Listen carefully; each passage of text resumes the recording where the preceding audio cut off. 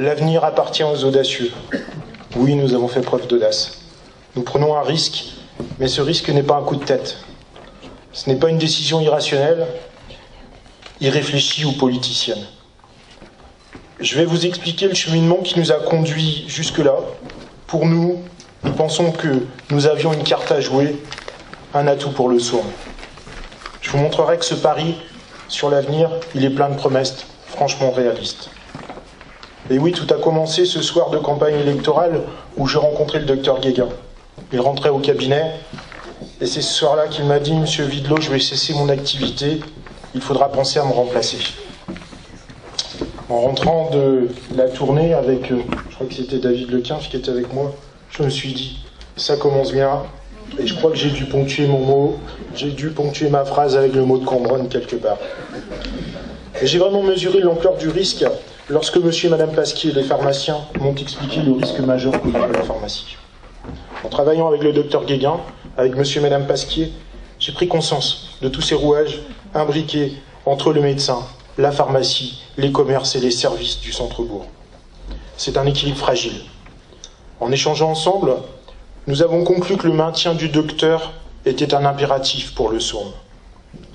Beaucoup de gens interviennent à tort et à travers sur ce sujet complexe, sans maîtriser les enjeux imbriqués.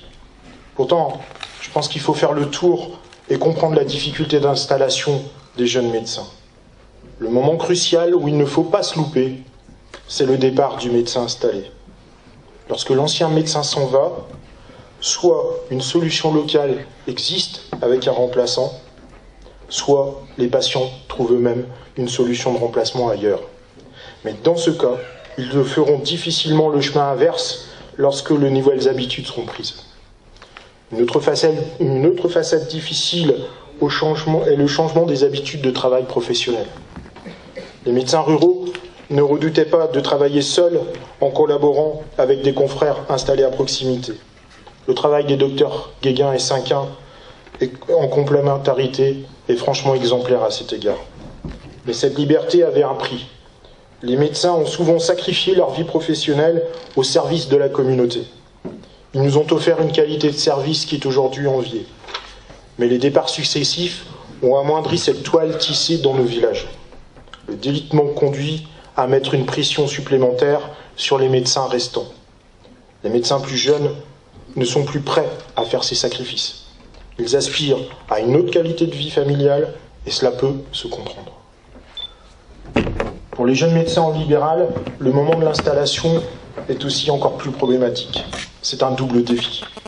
D'abord un défi personnel, car leur lancement impacte également leur vie familiale, comme toutes les créations d'entreprises d'ailleurs. Dans un laps de temps très court, ils doivent gérer la fin de leurs études, l'agrandissement des familles et une prise de risque professionnelle. Au plan professionnel, ils ont le choix entre reprendre un cabinet d'un confrère ou en créer un complètement ex nihilo. De plus, ils s'installent sans certitude de fidélité des patients dans les grandes villes et en secteur rural avec des contraintes familiales supplémentaires. Dans tous les cas, cela coûte cher aux candidats à l'installation. Ils s'engagent sur le long terme sans perspective de mobilité. De plus, les revenus sont aléatoires alors que le compteur des charges tourne déjà. Cet ensemble de contraintes fait renoncer bien des jeunes. La recherche d'une certaine qualité de vie incite aussi les médecins à exercer en équipe. Dans ce cas, l'immobilier devient un problème. Ce qui est faisable dans un petit cabinet où le praticien exerçait seul ne l'est plus vraiment à plusieurs. Mais le coût de l'immobilier vient augmenter aussi les charges de fonctionnement d'un cabinet rural. C'est là que les collectivités peuvent intervenir. Il faut alors avoir une volonté politique forte, réfléchir intelligemment son projet, en regardant ce qui se passe autour.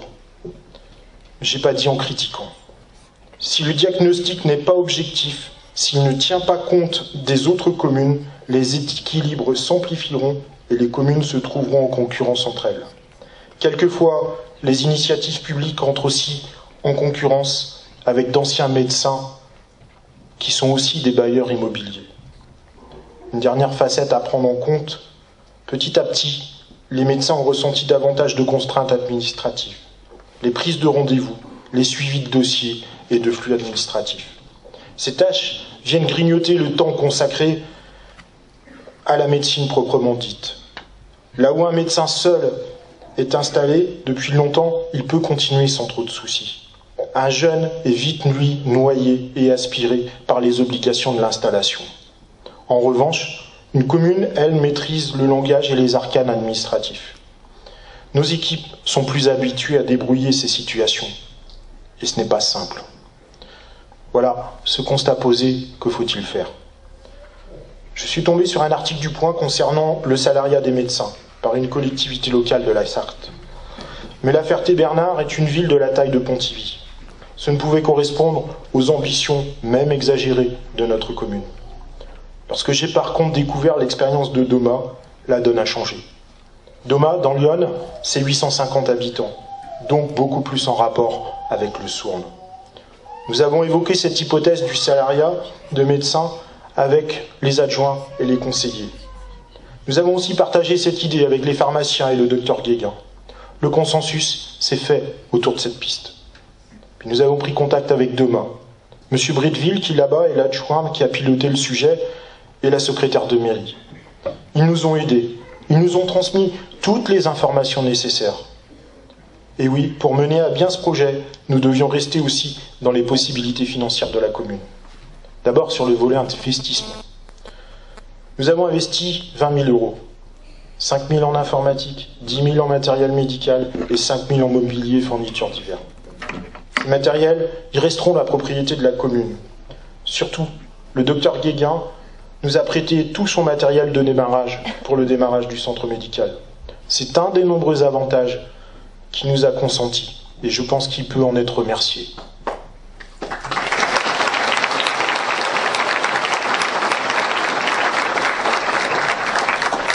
Les charges les plus lourdes dans ce projet, elles concernent le fonctionnement.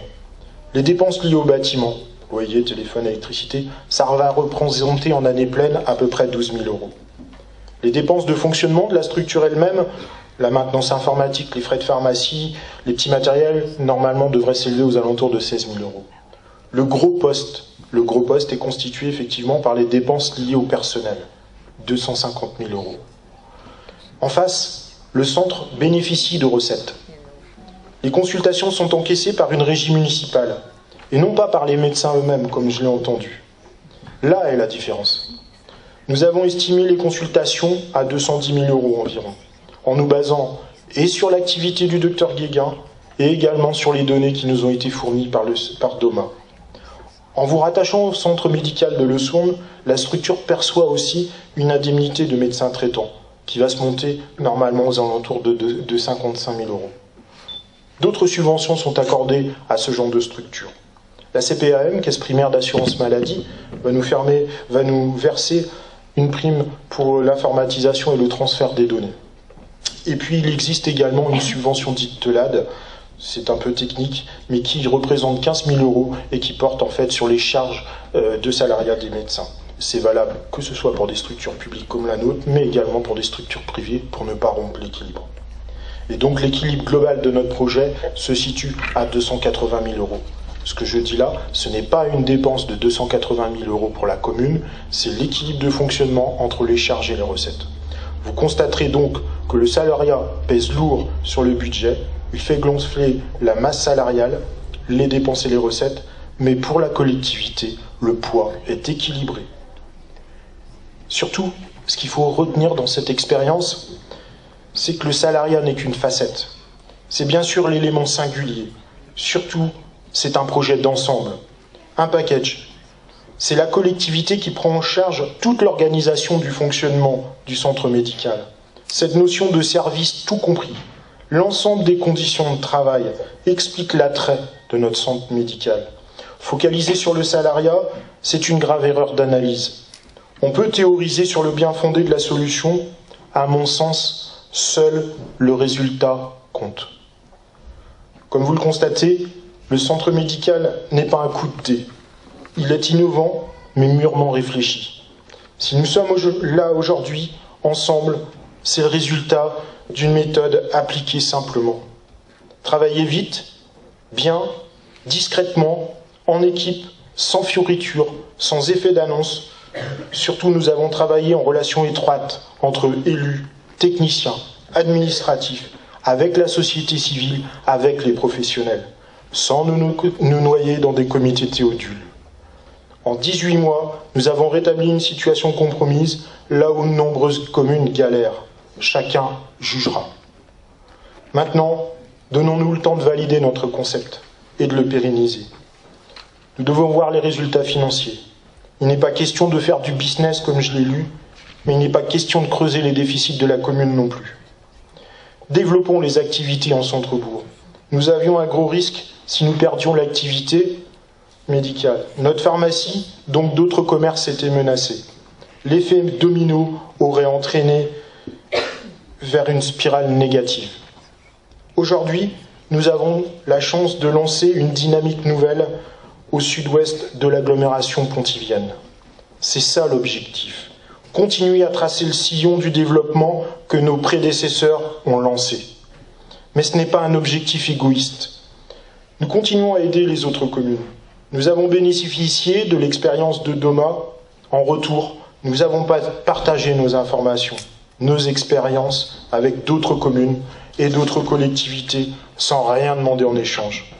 C'est notre philosophie de l'intérêt général, tout simplement. Je n'oublierai jamais qu'un élu local est là pour aménager son territoire, au service de ses concitoyens. Le reste, c'est de la base politique et ça n'intéresse pas le sourd.